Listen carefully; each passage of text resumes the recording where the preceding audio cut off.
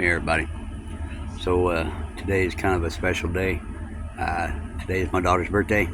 Happy birthday, yo. So this special little treat, I'm gonna skip ahead a little bit. Chapter 10. Hey yo. Okay.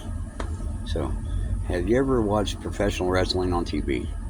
Well, there was once a wrestler who would come out, grab the microphone and say, "Hey yo, I'd like to do a little survey." So I took the beginning of this statement and used it to get my daughter's attention. Eventually, Yo became my nickname for her. Now, let me tell you about my Yo. I've already given you a brief description of when she was born, but I didn't tell you about the moment she stole my heart. Her mom was awesome. The delivery only took an hour and 55 minutes. I was able to video record the whole thing. Shortly after her arrival, I had the recorder zoomed in on her face when I said, "Smile for Daddy," and she did. I cried.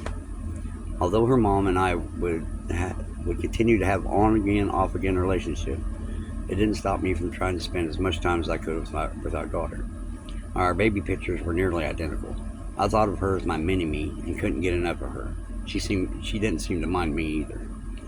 As soon as she was able to crawl, she was always moving. The origin of her name was perfect because she loved to wrestle. I actually became her personal jungle gym. I would hold her hands and teach her to walk right up my body to sit on my shoulders. Then I would have her lean all the way back while I held her feet, and she would do sit-ups, work out. If she was with me, you would see us all over town. I would carry her on my shoulders after school. I would take her to the park so she could ride her Power Wheels Harley Davidson. We would go to the gas station to get a pop, just to give her a chance to ride her bike. I would drag her around. I would drag her around to Halloween to make sure she got us a full bag of candy.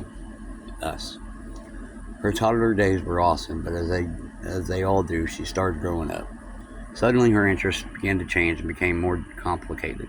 She wanted to do more than just hang out with Dad and play video games. So we kept our eyes open to test her talents and challenge her skill sets. One thing she selected to try was playing in school band. I was happy to say that she was accepted. I can't remember which instrument she was hoping for, but she was given the position of flutist. She wasn't overly thrilled by their decision, but she accepted it anyway. After a few torturous months, she became pretty good at it, if I do say so myself. To an untrained ear, she was mostly flawless, but she was her own worst critic. Shock.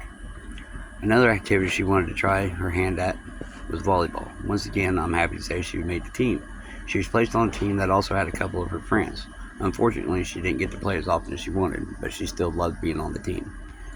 Volleyball wasn't the only sport she got into. She managed to play softball for a couple of summers as well. Of course, she managed to be a pitcher. She wanted to be a pitcher so she could be in the middle of the action. Most of the time, her short legs were placed in the outfield, though. She took it in stride.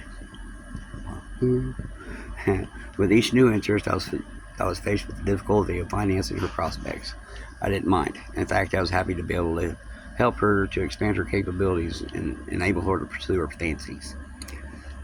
When we are kids, we should be given every opportunity to chase our dreams and adjust our focus according to our changing desires. Most of the activities my daughter wanted to experience came with varied financial burdens, but none of them compared to one particular avenue, which I considered a very good investment for her future. I wanted her to have as many options as possible to choose from, to decide which direction she wanted her life to go. So when she came at me and asked, "Can I take acting and modeling classes?" I agreed to find a way to make that possible for her. After she graduated from that, she was offered a chance to attend a huge conference that featured hundreds of vendors, agents, and talent scouts. Unfortunately, I dropped the ball and wasn't able to send her, and she changed her focus again. At this point, things really started to fall apart between us. As with the other relational difficulties I have mentioned, I'm not going to list the wrongdoings of either party. A lot of friction will be revealed in another chapter, though. As a result of the strain on our relationship, communication between us deteriorated, and contact became almost non-existent. For the next couple of years, after I made her move in with her mom or grandma, we barely talked. When she had her first son, we reconciled for a little bit, until I screwed that up too. More on that later. Thanks for watching. Thanks for listening. Talk to y'all later. Bye. Happy birthday, yo.